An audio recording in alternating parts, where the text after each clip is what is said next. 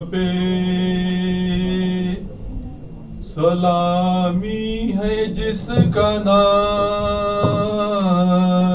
हुसैन, मेरा मोही मेरा आगा मेरा इमाम, मेरा मोही मेरा आगा मेरा इमाम हुसैन। सबा को भेज के रोजे पे कर रहा हूँ दुआ, करे कबूल इलाही मेरा सलाम, करे कबूल इलाही मेरा सलाम।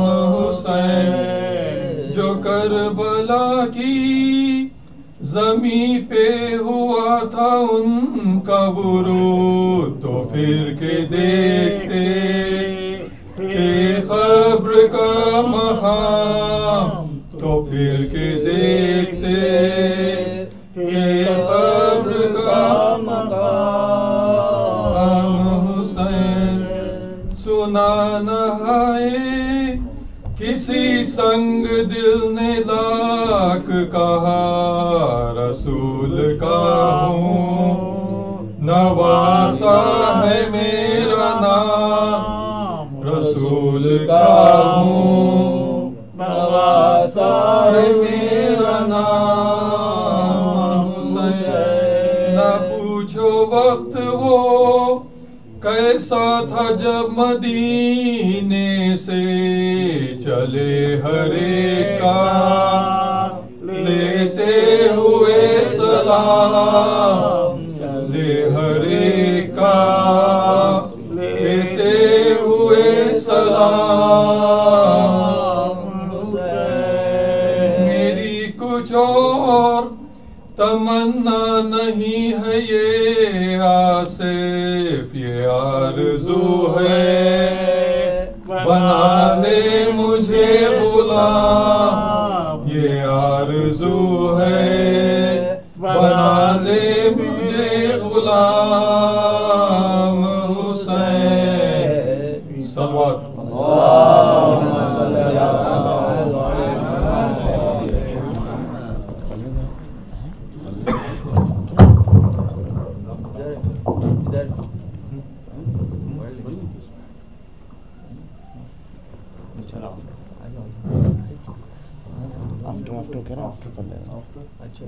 After continue with the speech.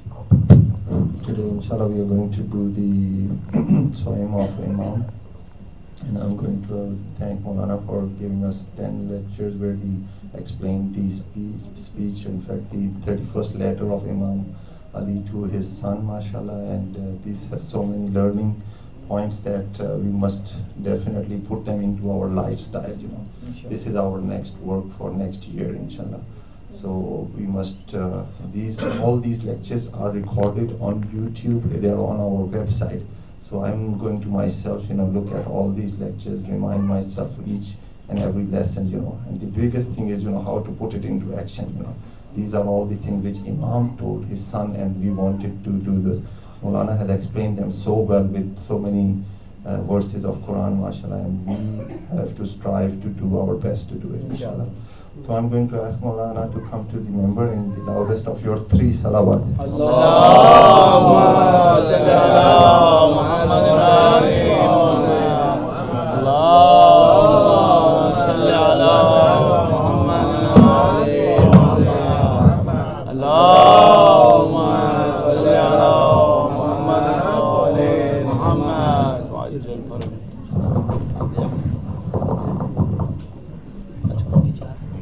ऊपर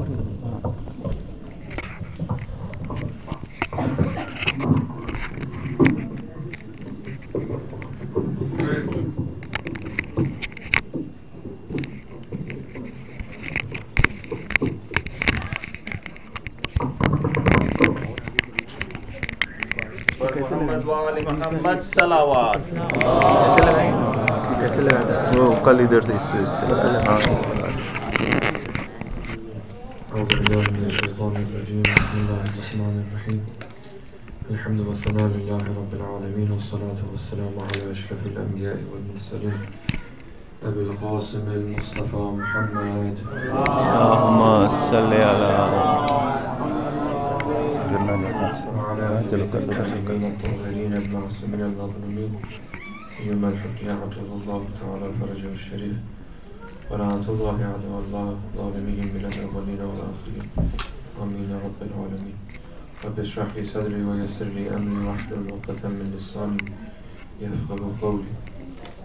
We express our condolences on the 11th night, first and foremost, to the Holy Imam of our time. May Allah subhanahu wa ta'ala hasten his reappearance, and to all of your brothers and sisters, the lovers of the Ahlul Bayt, and the Holy Imam Hussein alayhi salatu wassalam. Inshallah, tonight we'll have a shorter presentation. Inshallah, I'll just make one point in regards to prayer, and then we'll try to conclude this last section that we had, and then come to some conclusions inshallah.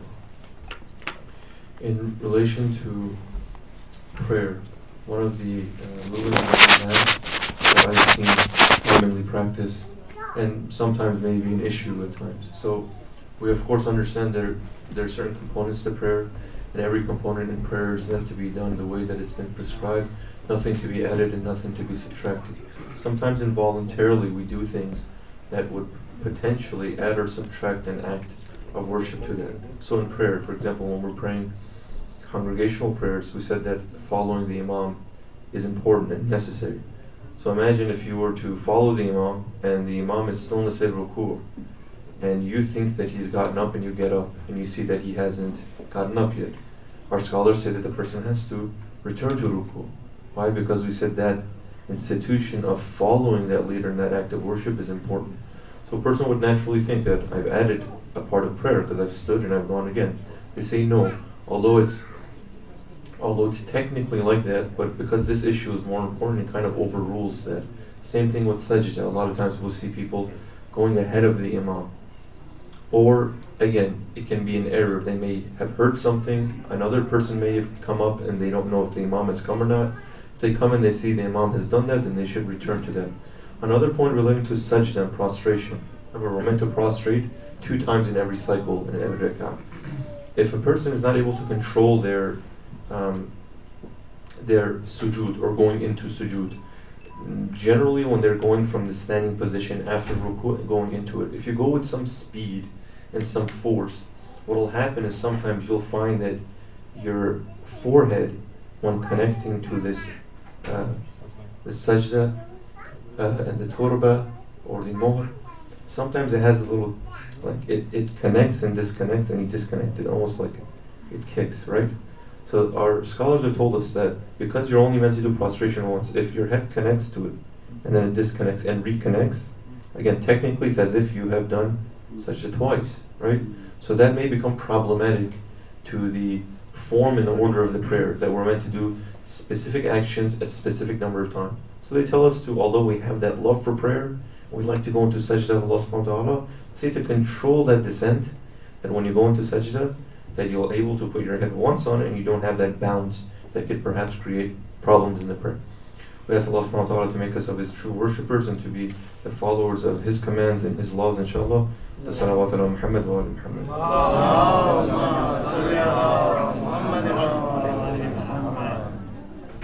Inshallah, I'll try to conclude the 4th section that we were discussing of the 31st letter of Nahj al-Balagha.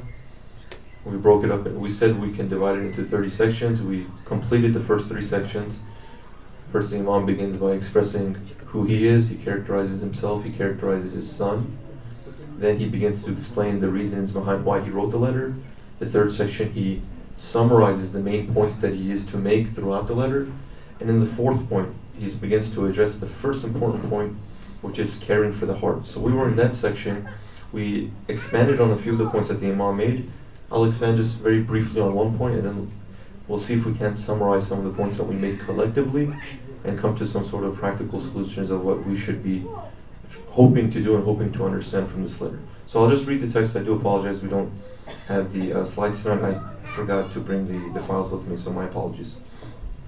In this 4th section, the Imam stated, أحيي قلبك بالموعظة, enliven your heart through admonition and advice, which we spoke about. وَأَمِتْهُ بِالزَّهَادِ, and to kill it through zuhd, which we discussed. وَقَوِّهِ بِالْيَقِينِ, to energize it through certainty, which we discussed. وَنَوِّرْهُ بِالْحِكْمَةِ, and to enlighten it with wisdom, which we also discussed in the discussions of education. Then he continues, وَذَلِّلْهُ بِذِكْرِ الْمَوْتِ, humiliated by recalling death. وَقَرِّرْهُ بِالْفَنَاءِ, and make it believe in mortality and death. وَبَصِّرْهُ فَجَائِعَ الدُّنْيَا, and make it see the misfortunes of this world. وَحَذِّرْهُ سَوْلَةَ الدَّهْرِ, make it fear the authority of time. وَفُحْشَ تَقَلُّبِ اللَّيَالِ وَالْأَيَّامِ, and the severity of the changes in the night and the day. وَأَعْرِضْ عَلَيْهِ أَخْبَارَ الْمَاضِينَ, place before the events of the past people. وَذَكِّرْهُ بِمَا أَصَّابَ مَنْ كَانَ قَبْلَكَ مِنَ الْأَوَّلِينَ, recall to it what befell and what came to those people who were before you. وَسِرْ فِي دِيَارِهِمْ وَآثَارِهِمْ, walk among their cities and their ruins. فَانْظُرْ فِي مَا فَعَلُوا وَعَمَّنْ تَقَلُوا وَإِنَ حَلُّوا وَنَزَلُوا, see what they did, what they have gone away, and where they have gone and where they stayed. فَإِنَّكَ تَجِدُهُمْ قَدْ انْتَقَلُوا عَنِ الْأَحِبَّةِ, you'll find that they have been distanced and departed from their friends and loved ones. وَحَلُّوا دِيَارَ الْغُرْبَةِ, and they remain in a house of loneliness. وَكَأَنَّ كَانَ قَلِيلًا قَدْ صِرْتَ كَأَهْلِهِمْ, and know that shortly you will join them and you will find yourself in this position. A few of these statements I want to add on. When the Imam says, وَبَصِّرْهُ فَجَائِعَ الدُّنْيَا, and make it see the misfortunes of this world. If we remember now, the Imam is addressing the heart of his son, or the heart of a young person. And he says, these are the characteristics that your heart need to have, and this is how you can care for your heart. This is وَبَصِّرْهُ فَجَائِعَ الدُّنْيَا, make your heart see the misfortunes of the world. There are two ways for us to comprehend and understand and witness things. Sometimes we witness them through the physical senses that we have, and these are means and mediums for us to be able to transfer events that are happening outside of our existence into ourselves and be able to process them and come to conclusions and understanding of what's happening. So sometimes me interpreting and understanding and experiencing the world is limited to only my senses being in connection with what's happening in the outside world. So for me to witness what's happening, I use my eyes, I see. I use my ears, I hear. I use the sense of touch to feel. I can see things happening, but does that transmit to the heart? So when trying to understand misfortunes that happen in this world, we have to try to establish a correct relationship that we have with the world around us, and to define a correct mentality when it comes to using and benefiting from media and the news. The news is meant to be institutioned correctly to inform us of the events that are happening in our world. That's what it's meant to do in its most perfect and ideal form. Acknowledge and understand what's happening in my world. Sometimes I can only see it, sometimes I can feel it. So in today's world, we have access to expansive medias that now, with the simplest and with the easiest of efforts, I can become aware of what's happening in the world around me. I can become aware of what's happening in the world around me. So that's a big benefit and a big pro that we have towards news and media today. That before it wasn't like this. People would have to bring that news to a people, would have to spread that news to a people, would have to try and validate that news to a people.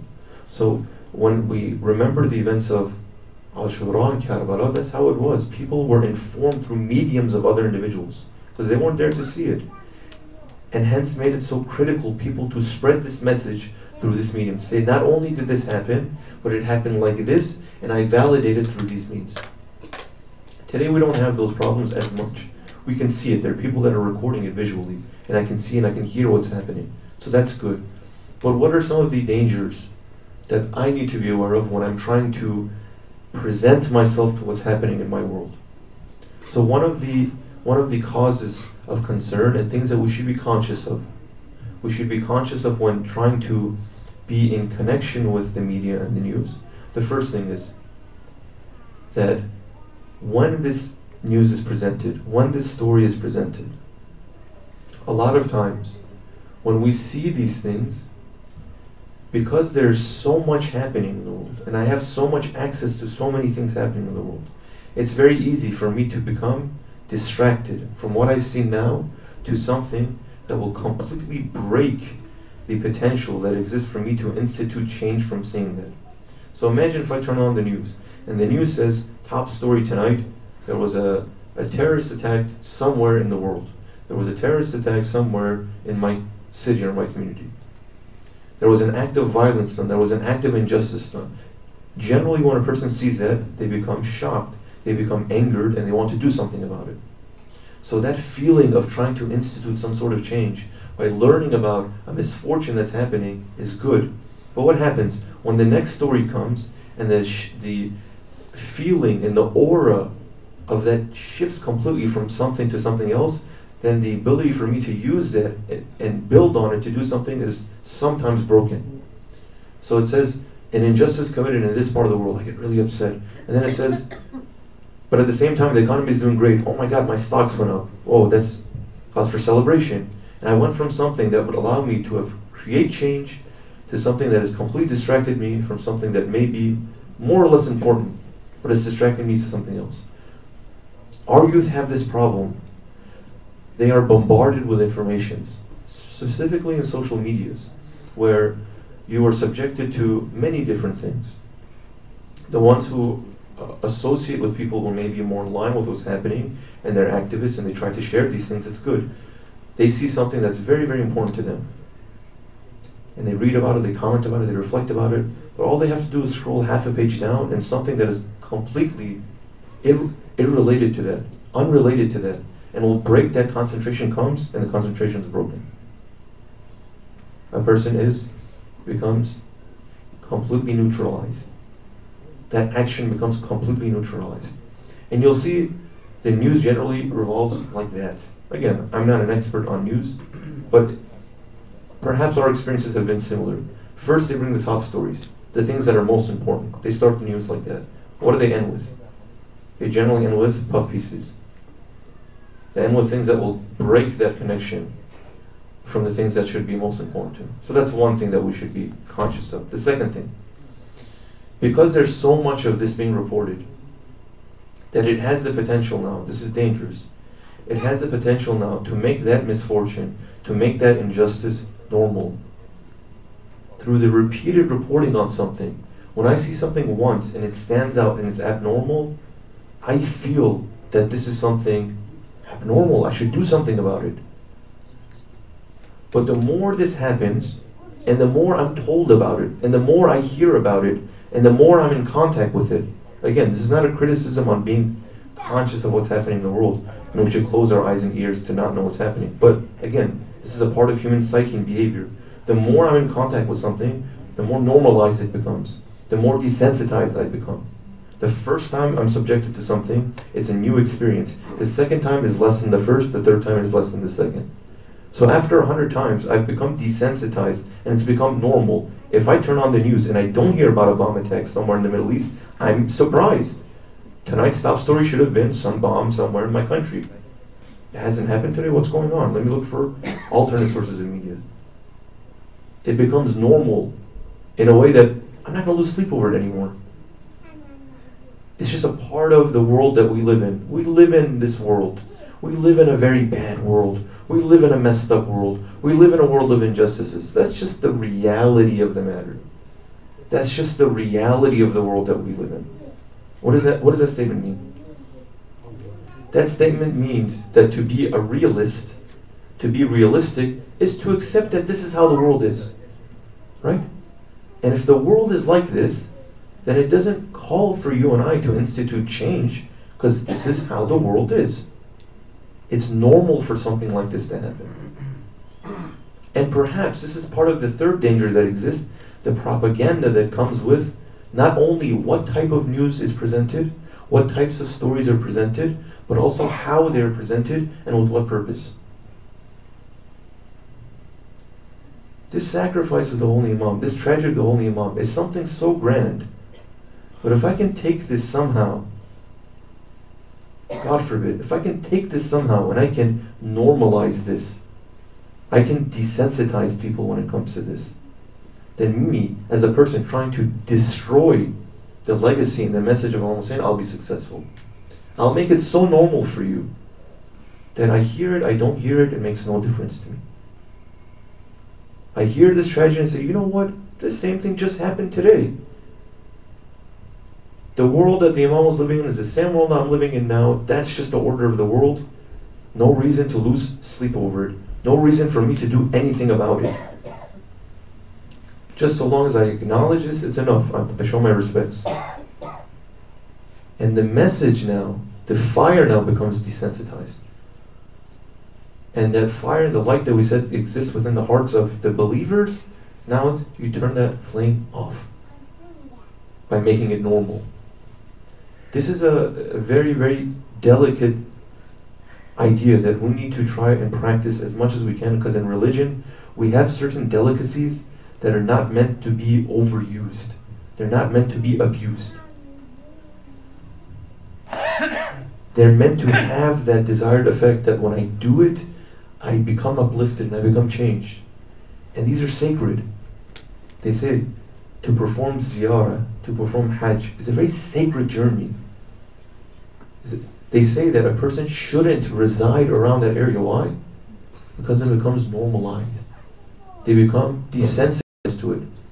When you and I go for once in our lifetime with all of the troubles that I have and all of the chaos that exists there, and I go there with all that struggle and I see the Kaaba for the first time and I fall to the floor in prostration of God, that's a great experience. It's a grand experience that you and I have, and that stays with us for our whole lives. But if I live down the street from that and every day I see it, after a while it's going to become normal to me. Oh yeah, it's the Kaaba. So,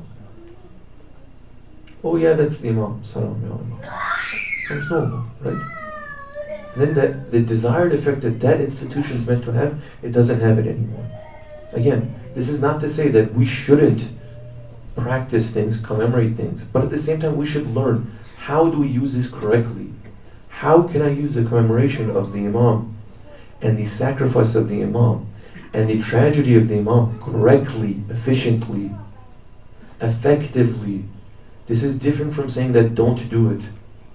Anyone who says don't do it is wrong. But there's a way of doing things. There's a way of presenting things. We hope that we can excel in the forms of presenting this message, that we can attract more people, we can attract our youth. You'll find one of the main criticisms that our youth have of these majalis is it's the same thing over and over. It really hasn't evolved at all. And it's become so normal to them that you've experienced it once, it's enough for you. If you've experienced it once, it's enough for you. It's just the same. It doesn't have that desired effect anymore. Again, please don't take this wrong way. Allah forgive me if I'm making a criticism. This is just an idea. If I take something and do it so much that it loses its value, what purpose does that have anymore?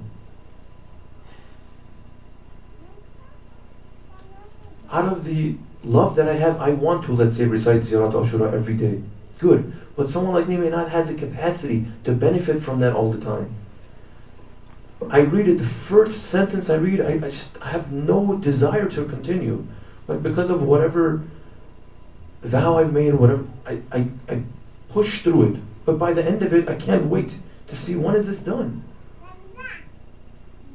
We have narration from the holy Imams, especially even when it comes to reading Quran. Quran is an obligation, we have to read it. And we have to read it consistently. Again, these are not meant to be excuses for us to say, you know what, I have Quran now, I want it to be fresh, so I won't read it for another month. I won't read Ziyarat al-Ashra for another year, so it's fresh to me. No. But even there, we have narrations from the Imam says, your objective should be to go in depth of what this Quran is saying. And your only concern shouldn't be to say, when is this finished? This is the actual verbatim of the hadith. That your concern when reading Quran is not, oh, when is this surah going to finish? Oh, one more time. When is this so long? When is this going to finish? Are y'all seen? I have to read it now. When is it done? Oh, right? So what happens when I do that? When I do that, when I see y'all saying, I'm sick of this. Yasin is the heart of the Quran. Yasin, when you read it, it should give you life. Not that you've used it so much that it's dead to you now. So This majlis has the potential to give life to someone. They come in here, their heart is completely dead. They come in here once, they get charged so much that they go out here and they can use that for maybe even a whole year, maybe even a whole lifetime. Someone has one experience with the Imam. You can take that's enough for him. He takes that and he runs with it. But what if I take this so much and I use it so much and I abuse it so much that now it's just a ritual. It's just a formality. I have to do it because it has to be done. I have to say this right now because it has to be said. I have to read this right now because it has to be written. I have to beat myself right now because I have to beat myself. That's why I do it. But as you're doing it, reflect, how much effect does this have right now? If 5 minutes is enough for me, then to add the next 5 minutes for what? Again, in a community, in a group, there are different levels. We have to be understanding of that. Let's say I can have the potential to do it for a good hour. Good. But when we're together, we should try to be conscious of that. Not completely eliminate it. That's not right either. Let's say someone like me, I can't even stand 5 minutes of it. When they start saying, it's enough, turn it off. It's enough, I've learned enough, stop talking. No, not that. And at the same time, there shouldn't be excess in that level. Why? Because you and I have the potential, but my child doesn't. After 10 minutes, 15, 20, he's tired now. He just wants to leave. He just wants to leave. His only objective now becomes, when can I leave here? So the hadith says that don't make it in a way. These things are sacred for us. Don't abuse them in a way that the only intention now is, it's 7, when is it going to become 10 o'clock so I can leave here? Or 9 o'clock so I can leave here. So the Imam is instructing his son, make your heart see the misfortunes of the world. Make it believe the misfortunes of the world. Go and actually experience the misfortunes of the world. It says, وَأَعْرِضْ عَلَيْهِ أَخْبَارَ الْمَاضِينَ. Show to it, present to it what happened in the past. The Holy Quran is very, very supportive of the idea of travel. I know this is something that's big for young people. Islam is very supportive of the idea of travel. And we are encouraged in the Holy Quran to travel, if you can believe it, within our own limits. But where to travel and for what reasons to travel? Allah subhanahu wa ta'ala says, قُلْ سِيرُوا فِي الْأَرْضِ. Go, say to them, travel. All of this is God's earth, travel. Whether you go to Paris, whether you go to Hong Kong, whether you go to Pakistan, whether you go to Iran, whether you go to Saudi Arabia, whether you go to Iraq, whether you go to wherever. سِيرُوا فِي الْأَرْضِ. But with what intention? فَانْظُرُوا كَيْفَ كَانَ عَاقِبَةُ الَّذِينَ مِنْ قَبْلِهِمْ. فَانْظُرُوا كَيْفَ كَانَ عَاقِبَةُ الَّذِينَ مِنْ قَبْلِكُمْ. See what was the outcome of the people who used to live there. What happened to them? What is happening to them right now? For me, it may be easy for me to take my vacation time. Again, please, with balance. It's easy for me to take my vacation time and go to Cancun and get myself a private beach and just relax with my family. Highly recommended. It's good to do. So long as no haram happens, of course, please. Good, I go there. Or I go ziyarah. Or I go visit my family. Or I go to Disney World. Or I go here and there. All of these are good things. But when I travel, with what objective? One objective should be for me to see what's happening in my world with my own 2 eyes. I shouldn't say that the news will tell me. No, you have eyes, ears of your own. When you go to these places, try to make the most out of them. You're going for ziyarah, don't just go haram, close eyes shut. See what's happening around there. What's happening in the surrounding areas of the haram. What's happening in my countries? What's happening in the world? When I see these, then it's difficult for me to turn my back on it. When the news comes on, I can see and say, oh, you know what? I'm happy right now. I don't want to become depressed. Let me just change the channel. Right now you're looking at it on your social media page, your Facebook page, your Twitter page, and say, oh, this is so depressing. I don't want to look at this anymore. I just have to scroll down. With a click of the button, I can very easily remove the guilt that will come from me knowing of this. But when I go and see people that are starving, I'm seeing them now. Not someone is telling me, I'm seeing them. It was good initiatives. We're encouraging ourselves to know that people are less fortunate than us. Imagine if all of us went to this initiative that they have of building water wells. Go and see the people, why this is important. Or things like this are important. See, people don't have water. People are dying of hunger. of starvation. Can you believe that? The 21st century? To a 21st century. People are dying of starvation. And then what happens? If I don't see it, it doesn't have that desired effect. When it doesn't have that desired effect, what happens? I come here, I cry for Imam Hussein, I beat my chest for Imam Hussein. I remember Imam Hussein, then I get a big plate of food, and I've eaten so much that I can't eat anymore, and I throw the rest in the garbage. Right? And then people are starving. But all I have to do is just change the channel. I just have to change the channel of my mind. I don't want to think about this anymore. I'm going to change the station right now. But when I go and see that person, that face, that scene will be forever ingrained in my mind. I can't not see it anymore. I can't not see it. So the instruction that the Imam gives, he says, don't see with your eyes. Just see with your heart. And when you see with your heart, then the change will come. Then the belief will come. And through that certainty, a person can be now an element for change and to institute change within his world, within his community, within his society, within his family, within himself or herself. So this is our hopes. This is our hopes that we have learned so much and that we can return these lessons that we've learned to those who have taught us. That we said, Allah subhanahu wa ta'ala defines himself to be the first teacher, then the holy prophets, his messengers, and then the imams. These are our teachers. This is what they've taught us. And to make them proud, to make any teacher proud, is for them to see their student learn and practice that. To learn it and practice that. So to do the biggest service to the Imam is to show him that I've learned this. So no more waste. The Imam was martyred and slaughtered with a thirsty body and a thirsty mouth. No more waste anymore. Try to conserve as much as I can. Anything that I've learned, I try to put it into practice, inshallah.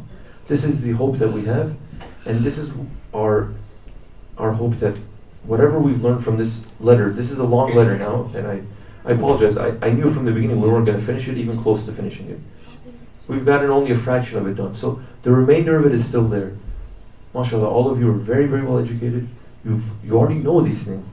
But just as reminders to read them and then to teach them to your children so they can learn the true teachings of the Ahlul Bayt alayhi salatu wasalam, and they don't have to rely on an ignorant, incompetent person like me to come and to misguide them.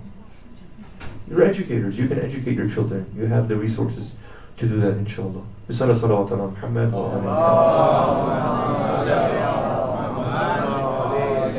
I don't want to take much of your time. I wanted to take a few minutes before we conclude to first and foremost thank Allah subhanahu wa ta'ala for this opportunity, this blessing, this honor. Imam Hussein alayhi salatu wasalam, the holy Imam of our time, really it's an honor to serve them, to serve their cause, to spread their message at whatever level it happens. I have to accept the fact that this community, this Majalis, they deserve something a lot better. They deserved a lot more. They deserve someone a lot more knowledgeable. They deserve someone that was a lot more God-fearing and a lot more pious. So I have to first ask Allah subhanahu wa ta'ala to forgive me. I ask my Imam to forgive me. I ask all of you brothers and sisters to please forgive me. This was a disservice done to you, and I pray that inshallah in the coming years Allah subhanahu wa ta'ala will bless you with scholars and bless you with ulama that can really educate you and guide you to the correct path. I ask you to forgive me for all shortcomings that I undoubtedly have. If I said anything or did anything, please know that it wasn't with intention. It wasn't to try and belittle anyone. My apologies if an action that came from me that this was understood. I do sincerely apologize, and I ask that you forgive me. And I ask that from Allah subhanahu wa ta'ala and from the blessing of the Holy Imam and the blessing of these majalis, that this community is a community that can be a model community for other communities in this country, and that we can work together as we have been working together, united in one center, together to serve the cause of the Holy Imam, the true cause, and for us to progress day by day, for us to move forward day after day, for us to be patient and understanding of each other, for us to constantly be in a state of learning, for us to be people who are able to seek advice when we're unsure, and that we can create an environment and create a community that can put this message into the hands of our children, and our children can continue this true message, a message that is meant to be for all people. I thank all of you for your patience in these nights. I apologize if I did go over time, and I undoubtedly did go over my time. I apologize if the presentations weren't to your liking or weren't up to par. I apologize if the points that were made were repetitive. Please forgive me, and please, if any comments, criticisms, suggestions exist, please, we try our best to be accepting of them and being humble towards them, and we ask you, the biggest service you can do for us after praying for us is to please share your comments, your suggestions, your criticisms. We're here to try and serve the community as much as we can, and through your comments, through your enlightenments, we can try and do that better in the future, inshallah. رسالة صلوات على محمد I have just a short nasiba, inshallah. If it's possible to just dim the lights. اللهم صل على محمد وآل محمد وعجل فرجهم لا حول ولا قوة إلا بالله العلي العظيم. السلام عليك يا أبا عبد الله وعلى الأرواح التي حلت بفنائك. عليكم مني جميعا سلام الله أبدا ما بقيت وبقي الليل والنهار، ولا جعله الله آخر العهد مني لزيارتكم. السلام على الحسين وعلى علي بن الحسين وعلى أولاد الحسين وعلى أصحاب الحسين. Send our salams and salutations to Imam Zainul Abidin, who continued this pure message of Imamah. Assalamu alayka ya ibn Rasulillah. Assalamu alayka ya ibn Nabiyillah. Assalamu alayka ya ibn Amir al-Mu'mineen. Assalamu alayka ya ibn al-Husayn al-Shaheed. Assalamu alayka ayyuha al-Shaheed. السلام عليك أيها المظلوم وابن المظلوم. لعن الله أمة قتلت ولعن الله أمة ظلمت ولعن الله أمة سمعت بذلك فرضيت به. O my Master, O Zain al-Abidin, your pains and hardships didn't end on the day of Ashura. Your pains and struggles were just beginning, O my Master, O my Imam. We ask Allah to curse all of those who were unjust to you. O my Master, O my Imam, it is hard for me to know that you were sent from Allah subhanahu wa ta'ala to be a mercy and a guide to the people. But the people never knew you, never knew your truth, never knew your status. My Imam, my apologies for not respecting you and not treasuring you. They say as Zainul Abidin and the captives of the Ahlul Bayt, they were taken from place to place. In narrations, 40 different places, these captives were taken. They were chained and paraded in front of the people. Ahlul Bayt were taken to Sham. They say, when the Ahlul Bayt was put there, on one of these days, Zainul Abidin, while he was detained, he was sitting on the stairway on the Grand Mosque. They say an old man from the people, from the Syrians, approached the holy Imam and began to curse them. He says, may Allah, I praise Allah that He has killed and destroyed you. I praise Allah that He put off the fire of revolt and resistance from you.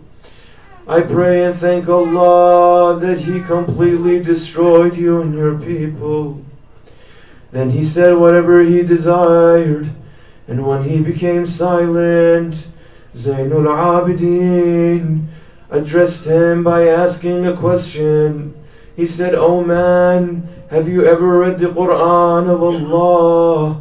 The man responded that, "Yes, of course I have read the Quran." He said, reading the Quran, have you never read this verse of the Holy Quran that the Holy Prophet was instructed to say, قُلْ مَا أَسْأَلُكُمْ عَلَيْهِ أَجْرًا إِلَّا الْمَوَدَّةَ فِي الْقُرْبَى? Have you not read this verse from the Holy Quran that Allah instructs, say, O Messenger, I demand not of you any recompense, save those of the love of my relatives.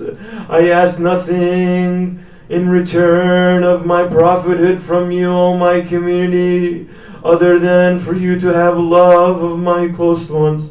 He said, yes, I have read this verse. The Imam then continued that don't you know that we are of the same family? We are the same near ones and qurba of the Holy Prophet.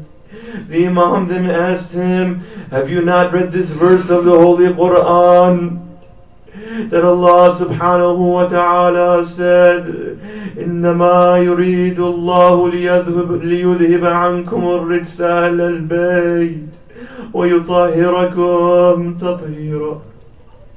That Allah subhanahu wa ta'ala said that verily Allah intends to keep off the impurities from the people of the house and to purify you with a thorough purification. The man responded, yes, I have also read this verse. He said, by Allah, we are this Ahlul Bayt, we are these near ones, we are these cleansed ones and purified ones. They said, having heard these words from the Holy Imam, the Syrian man then lifted his hands to the skies and heavens and began to pray, "O my Lord, I disassociate myself in your presence from the enemies and the murderers of the progeny of Muhammad. Ya Allah, I frequently read the Quran, but I never pondered upon its meaning to this day. Ya Allah, O my Imam, Ya Zainul Abidin, forgive me, O my Master, that I have also read the Quran and not pondered on it. I have not really understood your status. I have not really done a justice to you, O my Imam. O the Holy Imam of my time, forgive me, for I have abandoned you, just as my Master Zainul Abidin was abandoned. He was humiliated. He was disrespected. Oh, my Imam, I have disrespected you. I have abandoned you. I have humiliated your respect and stature. Ya Imam, I ask you, by the right of these nights, by the right of these 10 days, that you forgive me and you forgive my shortcomings. And through these majalis I may come to understand you, and that I may serve you, inshallah. ألا لعنة الله على القوم الظالمين سيعلم الذين ظلموا أي منقلب ينقلبون. بسم الله الرحمن الرحيم. اللهم إنا نسألك وندعوك باسمك العظيم الأعظم الأعز الأجل الإكرام إلهي بحق الحسين Ya Allah, Ya Allah, Ya Allah. Ya Allah, Ya Allah, Ya Allah. Ya Allah, Ya Allah, Ya Allah. Ya Allah, Ya Rahman, Ya Rahim. Ya Muqallib al-Qulub, ثبت قلوبنا على دينك. واكفنا يا قاضي الحاجات ويا كافي المهمات. إنك مجيب الدعوات، إنك على كل شيء قدير. اللهم عجل لوليك الفرج، اللهم عجل لوليك الفرج، اللهم عجل لوليك الفرج والعافية والنصر. واجعلنا من خير أنصاره وعوانه والمستشهدين بين يديك. Ya Allah, we ask you to hasten the reappearance of our master, our leader, the holy Imam of our time.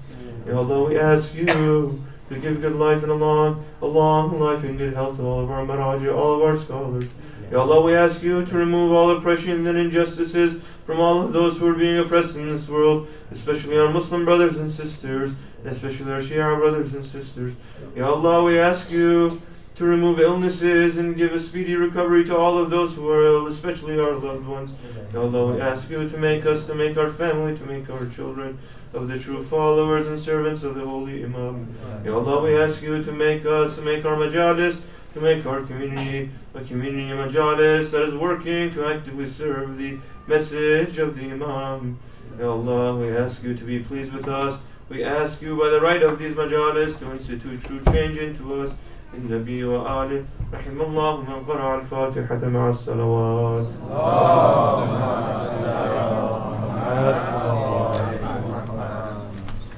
برای دیگر صلوات.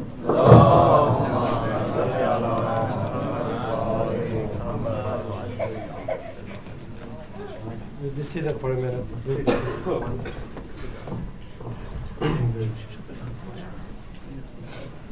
Thank you very much, Maulana. Thank you.